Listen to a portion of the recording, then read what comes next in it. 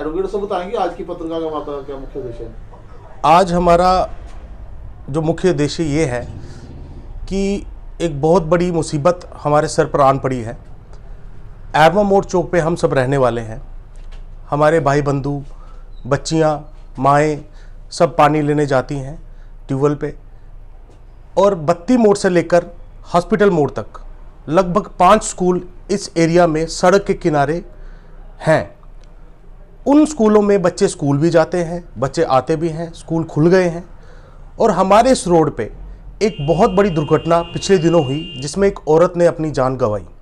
बहुत ही दुखद रहा वो सीन, वो हम सब ने देखा। वो एक ट्राले की वजह से, एक टिप्पर की वजह से उसकी मौत हुई। लेकिन हम अब चाहते हैं कि ऐसी घटनाएं और ना हो, और ऐसी दुर्घटनाएं बार बार ना हो, इसलिए ये ट्राले बंद होने चाहिए। कुछ दिनों पहले ये बंद भी हुए थे।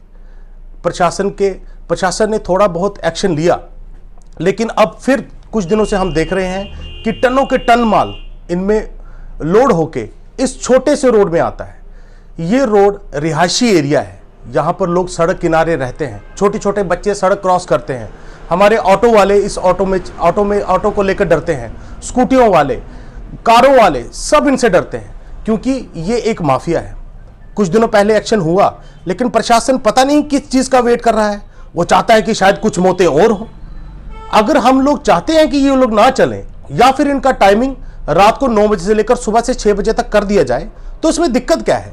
ये चीज हमें समझ नहीं आ रही है। प्रशासन बार बार हम उनको अलार्मिंग पोजीशन दे रहे हैं, अलार्मिंग एक सिचुएशन बता रहे हैं कि एक अलार्मिंग सिचुएशन है, जबकि कानूनन इस चीज को लेकर सबसे बड़ी पोजीशन ये ली जाती है कि जब कोई सिचुएशन, जब कोई रिहायशी एरिया, जब कोई लोकल एरिया के लोग ये चीज बोलें कि हमें इन ट्रकों से डर लगता है, ये कभी भी हमारे घर पे आ सकते हैं।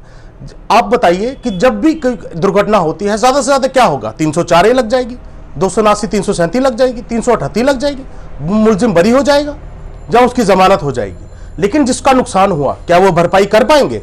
वो ये भरपाई कभी नहीं कर पाएंगे। इन ट्रकों को लेकर हम बहुत ही ज्यादा मुसीबत में हैं, और हम इन ट्रकों से बहुत ज्यादा डर लग रहा है। हम प्रशासन से ये अपील कर रहे हैं, बार बार अपील कर रहे हैं, क्योंकि अपील ही एक ऐसा माध्यम है। हम नहीं चाहते कि हम सड़कों पर उतरें और इन ट्रकों को रोकें। पहला तो यही स्टेज आती है कि हम अपील करें, तो प्रशासन अगर इस अपील को सुनकर इन चीजों को रोक दे, या फिर इनकी टाइमिंग रात को 9 बजे से सुबह से 6 बजे तक कर ले, तो बहुत ही बढ़िया रहेगा।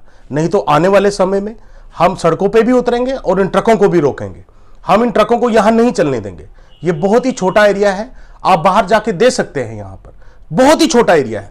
और एरवा मोड़ चौक जो है, ये सबसे ज्यादा व्यस्त एरिया है। सुबह से लेकर शाम तक बहुत ही कंजेस्टेड एरिया है।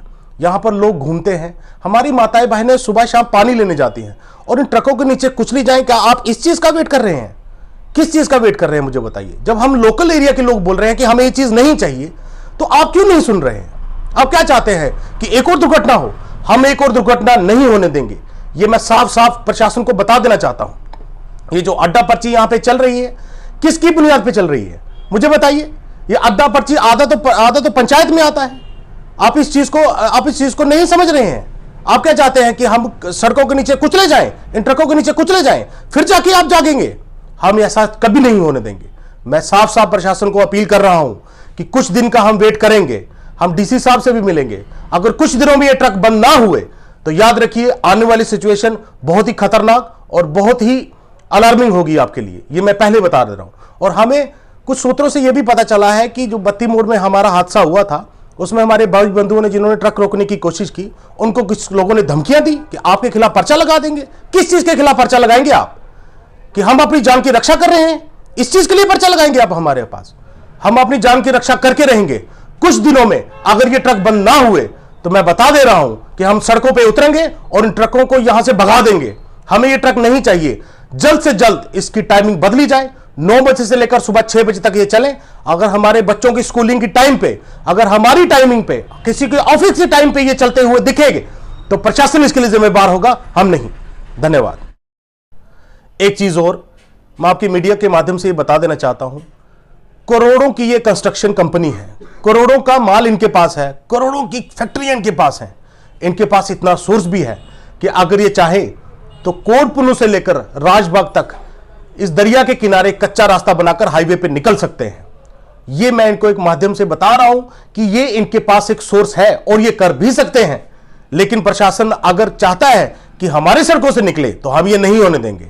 आप प्लीज प्लीज मेरी हाथ जोड़कर आप सबसे विनती है कि आप उस दरिया के किनारे कच्चा रास्ता बनाकर राजबाग के थ्रू हाईवे पे जा सकते हैं। प्लीज, ये मेरी आपसे हाथ जोड़कर दरख्वास्त है। धन्यवाद। नमस्कार सर, मेरा नाम पिंकू कुमार है और मैं नगरी का रहने वाला हूं।